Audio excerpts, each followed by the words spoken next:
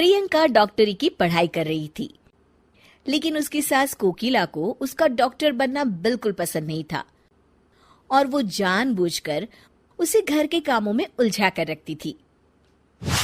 नमस्ते आंटी, प्रियंका घर पर है क्या?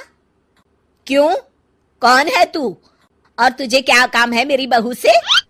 जी, मैं उसकी सहेली नीलम हूँ। कल उसका एग्जाम है ना, और उसने मुझसे कुछ किताबें पढ़ने के लिए मंगाई थी, वही देने आई हूँ। अच्छा, तो तू है नीलम जो सारा दिन फोन पर मेरी बहू के कान भरती रहती है।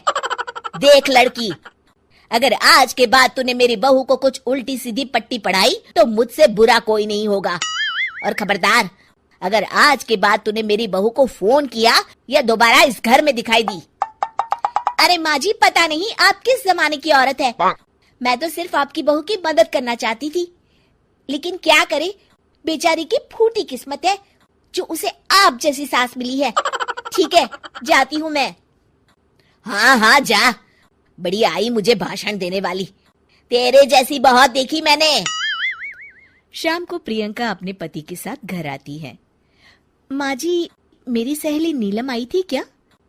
अरे बड़ी बदतमीज है तेरी सहेली, बड़ों से बात करने का जरा भी ढंग नहीं है।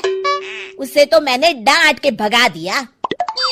हे भगवान, अब क्या होगा? कल मेरा एग्जाम है। अरे तेरी इस बेकार की पढ़ाई में क्या रखा है? बड़ी आई डॉक्टर बनने। चुपचाप घर के कामों में ध्यान दे। कल मेरी कुछ सहेली आ रही है, उनकी खातिरदारी में कोई कमी नहीं होनी चाहिए, समझी? जी माँ जी। प्रियंका की सास मुंह फुला के वहां से चली जाती है। प्रियंका का अगला पूरा दिन अपनी सास की सहेलियों की आवभगत और घर के काम में बीत जाता है और प्रियंका एग्जाम नहीं दे पाती। उस रात प्रियंका अपने पति करण को सारी बात बताती है। अब क्या बोलूं, ये माँ भी ना। कोई बात नहीं, अब तुम अपना मूड ठीक कर लो, अगली बार अपनी एग्जाम की तैयारी अच्छे से कर लेना। फिर कुछ दिनों के बाद, अरे कोकिला बहन, तेरी बहू है क्या घर पर? अरे क्या हुआ भारती, तू इस तरह लंगड़ा क्यों रही है? अरे क्या बताऊं कोकिला, सीढ़ियां उतरते वक्त मेरा पैर फिसल गया और मैं नीचे गिर पड़ी।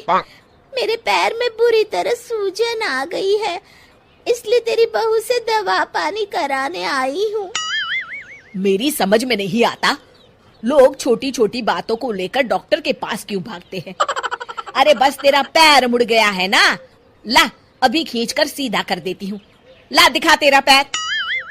कोकिला भारती का पैर पकड़कर जोर से खींचती है। मर गई रे, मेरा पैर। अरे क्या हुआ, आराम मिला? अरे कोकिला, एक तो मेरा पैर पहले ही टूटा है, कहीं ऐसा ना हो कि मेरा पैर किसी काम का ना बचे। रहने दे तू, अब मैं चलती हूँ। भारती वहां से चली जाती है। थोड़ी देर के बाद प्रियंका घर आती है। अरे कहाँ मर गई थी सुबह से? माँ जी, मैं अपनी किताबें लेने गई थी। प्रियंका अपने कमरे में चली जाती है। अच्छा, इन किताबों ने इसका दिमाग खराब कर रखा है। ये किताबें ही सारी मुसीबत की जड़ है। क्या रद्दी पेपर, लोहा, प्लास्टिक, खाली बोतल। ए रद्दी वाले, यहाँ।